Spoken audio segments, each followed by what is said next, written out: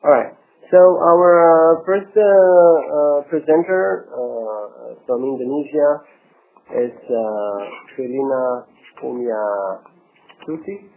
Yeah, I never said your last name. From Erlangga University School of Medicine in Surabaya, East Java. And you will speak about the end of life of chronically ill elderly people in Indonesia from an Islamic perspective. Please, the floor is yours. We welcome you. Yes. You can use this if you want. It will take 20 minutes. Thank you. Good morning. My name is Pirlina. I'm from Indonesia. I'm attached to the Department of Public Health and Preventive Medicine at Erlangga University School of Medicine, and also to the Bioethics and Humanity Unit of the same school. And here is the picture of the school. This is the oldest medical school in the country. You should come to visit.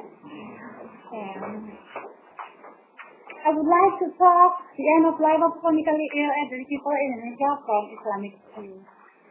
I'm delighted and gratified to be here speaking for this organization. Indonesia is the fourth most populous country in the world. There's more than 237 million people. 38 million are elderly, aged 65 and above, with Islam being dominant, accounted for over 200 million people, 88%. According to the Quran Surah Al-Isra, ayat 23, said that your Lord has decreed that you do not worship any but Him. Be good to your parents, and whether one or both of them reach old age with you, do not say to them, neither retell them, but teach them to them with respect. Al-Quran Surah Yunus 49 and 56, Al-Mulk 1 and 2 said that God said the dead. Ethical dilemma arises in the end of life of chronically ill elderly people and their families in Indonesia in the case of degenerating mental capability, artificial feeding, dehydration, advanced treatment, and not resuscitated older day by day. Understanding the religious background as the basis resolution for the dilemmas, as well as understanding the clinical decisions from the Islamic point of view, is significantly important nowadays. My talk will focus on practical issues related to the end of life of chronically ill elderly people in Indonesia, viewed from the moral tradition of Islam, and discuss other aspects of dying relevant to the care of the patients and their families. Result and discussion.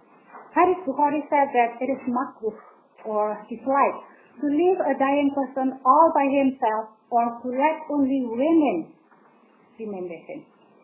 On the other hand, the guardian of a wife is her husband. However, the dying person's father takes priority over the son, the grandfather over the brother, and should act this caution along with dynamic demands.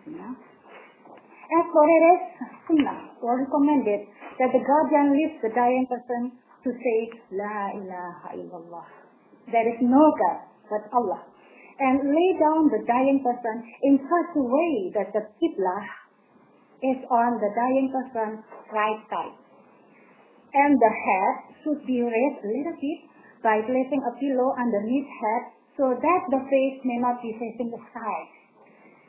Some scholars advise the guardians to recite Surah Yasin at the end, Surah Yasin at the head of dying person, which is asking God to release the burden of the sick, either by healing or letting him go in peace. So the soul leaves the body easily. Therefore, this is important to be considered in the case of withdrawing treatment or life-sustaining as a moral tradition of Islam to have family with the dying when he dies and witnessing this person's life and die. Islamic concept. From Islamic view, worship is the very purpose of human existence as mentioned in Quran Surah Az-Zariyah 36. I did not create man except to worship me. Thus, fulfilling this goal of life is an active daily search either at home or anywhere. Quran Surah Al-Hadid, ayat 22, nor suffering nor death exists, but by the will of Allah. Hadith Bukhari said that every disease has treatment for it, and illness erases sins. Illness earns Allah forgiveness for one's sins in the hereafter, so that whatever pain they suffer is not in vain and wasted. Islam considers suffering and illness to rise to a higher rank of spirituality. It might be painful, but there is a promise of great reward in the hereafter. These consequences of those things the elderly take on their chronically ill is that they are still receiving benefits from their illness. It is crucial that doctors have to be familiar with these beliefs and resources available to help them making some clinical decisions and evaluations. Therefore, prolonging life is not an appropriate goal of doctors, but to prevent and alleviating suffering and to improve quality of life of patients and the family members who worship God. Practically, chronically ill elderly people lack waiting in the long queue to see a doctor. See the queue represented by things they have in the as the picture, and before she can finally get medicine. Often it takes more than 12 hours just waiting for in a day. On the other hand, it is scary for the elderly to be hospitalized and stay in bed all by herself due to the hospital policy in certain cases, mostly at critical time, at the time of dying, like in ICU or ICCU. For it is common to see hospitalized ambulatory negotiation. Okay. First case, a woman, 64-year-old, regularly visit her doctor for follow-up, and it has been 5 years now. She has diabetes, hyperuricemia, hypercholesterolemia, and severe hypertension. When she was very ill, the doctor sent her to the hospital. She and her family refused. And it was not once. It happens many times. She always refused to be hospitalized and begging for ambulatory treatment. I would rather die peacefully at home than no one of my family beside me, she said. Second case, a man, 99-year-old, has been a doctor patient for 4 years. He had severe hypertension, post-stroke, osteoarthritis, and severe low back pain. He frequently couldn't sleep due to organic insomnia and couldn't walk properly, for he was feeling heavy on his right leg. He always refused when the doctor referred him to the hospital. Our hospital is a nightmare for him. Unfortunately, he died at home 2 years ago. Let's move on. When seeking treatment is a must, and one needs to see a doctor in the hospital. It is common that chronically ill elderly people left waiting for treatment for more than 12 hours in a day for a regular follow-up. The third case, last but not least, a woman 70-year-old has been the hospital patient for a regular follow-up of neurology and cardiology. One day, the doctor sent her to the hospital as surgical oncology for a nevus pigmentosus, which then suspected as melanoma maligna, a kind of malignancy of the skin. The daughter stayed in the queue represented by a bottle of drinking water in front of the hospital door very early morning at 3 a.m. You can imagine. For she knew that it usually has a very long queue.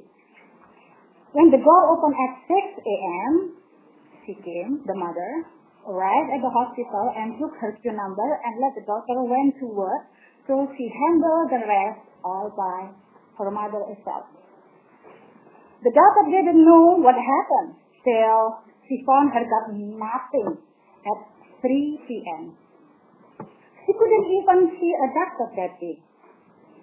This withholding treatment is much more common than withdrawing treatment in Indonesia. Some scholars advocate to stop using medical-assisted life tools for the elderly with irreversible coma or persistent vegetative state, as it is wasting scarce medical resources. It is also in consideration of delaying management remains without emergency reason, suspend the distribution of inheritance and iddah, prolonging the family sad and suffering, misspend the wealth and spend for something useless and other Islamic law-related debt. It is mudarat. Fail to prevent other people who need this scarce medical aid who may have better chances to be cured and survive. Doctors have a duty to alleviate pain and suffering of their patients and not encourage to prolong the misery of those who are in PCS. In conclusion, the end of life of chronically ill elderly people in Indonesia from the Islamic view is to be patient or keep seeking treatment because long queue. It is common practice in terminal illness and non-terminal chronic condition that result in a very low quality of life by withholding treatment due to resource poor setting. I would then recommend elderly friendly hospital initiatives because medical and technical treatment is often not what is needed of this elderly end of life, but presence, witnessing, and TLC, tender loving care. Thank you very much. We have the floor open for questions. Please.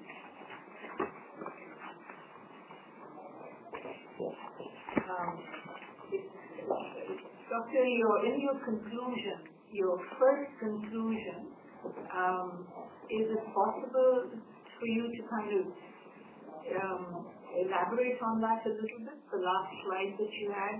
Because there's two things in that. The Islamic point of view is either you can be patient or seek treatment.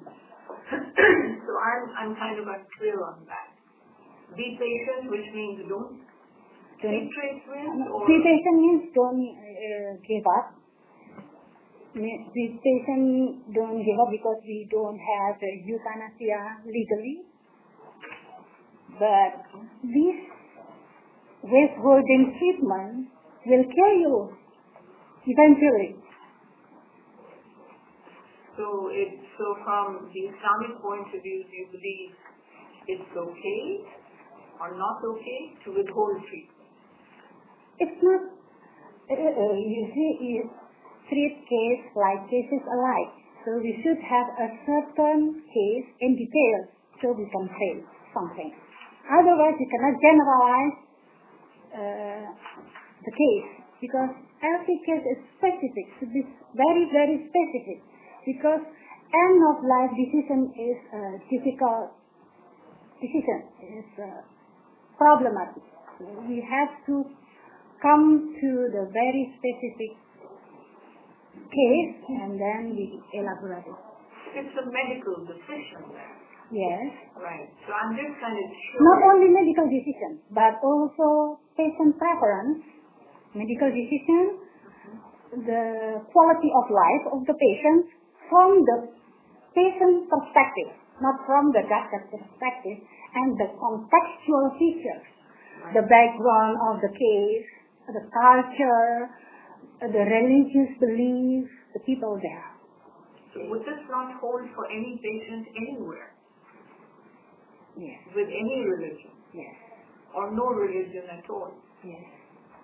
Right? Yes. So it's not specific to the Islamic view.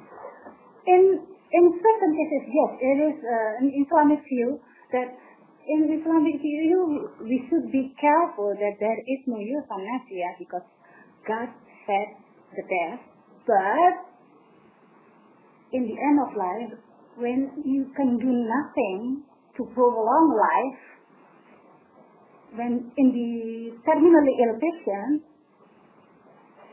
you let this person die peacefully with reading them, the Quran, beside him, beside the dying person.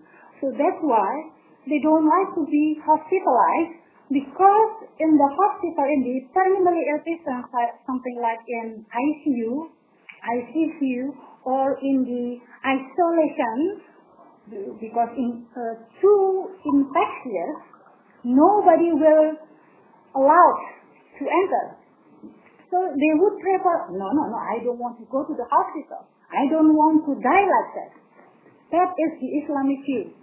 Because in the Islamic view, at the end of life, you should have somebody beside you that guides you to God. So you do not let him die alone by himself. Would you think that would be true for any patient, not just for the Muslim patient? Because of the cultural background, sometimes and mostly the decision cannot be made by the patient itself, but by the family. And this family decision will be influenced by the culture, by their community. Such as, in Indonesia, you cannot stop people to visit you when you are sick. No, I don't want someone to visit me. I'm very sick. Yeah? But this culture, they will come to see you. Thank you. Please, Madam. Thank you very much for the talk. That was very valuable. I just want to know, for my own interest, how much provision is there for elderly patients, people at the end of life, being cared for in the community in Indonesia, or in hospice services that aren't in a acute setting where they would need to wait a long time to be seen and to be looked after? How much provision? Yeah. Please say it in a more simple word. I couldn't get. There are lists that allow for people at the end of life to be looked after in the community and not in hospitals. Look after them. Yes, they would prefer to go to the private doctor. They go to out of pocket, no insurance. They would prefer that kind of service because it is faster, much faster. Exactly. But in a certain cases, you cannot go to the private doctor because it should be on a team and a hospitalized setting. Charity organizations or any other foundation which would open their doors for the terminal illness. Say it again, please. Sorry, I can't make sure. I said you were sorry. So, I am not sure I can take correctly pronunciation of the city in North Germany. He had something like that. They have a service called diaconia for Christian community there, and it's a full campus. And for terminally ill people, people who are seriously disabled, like always welcome them for community care. It is not based on social or relatives. It's a hospice? Like hospice. Yeah. We don't have hospice. Yeah, you don't have. But if I interrupt you one more sentence, I had a question in this case just later. You, in one of your text statements, that there was in Islam illness erases sin. Yes, that's what they believe. Oh, okay, there is in Islam. This exists, that it matters how we interpret. Like in Indonesia, would some people who are pious would be in between two opposing choices. Do I want my sin to be erased, or do I want my house to be restored? So would some people refuse going to doctors and seeking treatment? Because alternatively, they are not going to probably have a bigger reward, their sin to be erased. So is there any such problem there? Usually they seek for treatment to a doctor to satisfy that they are having an effort to do so, to be helped. You know what I mean? Because if you are not you are not give up. You are not give up. So you have to be such an effort to be healthy. So they go to a doctor, but they don't want to be hospitalized.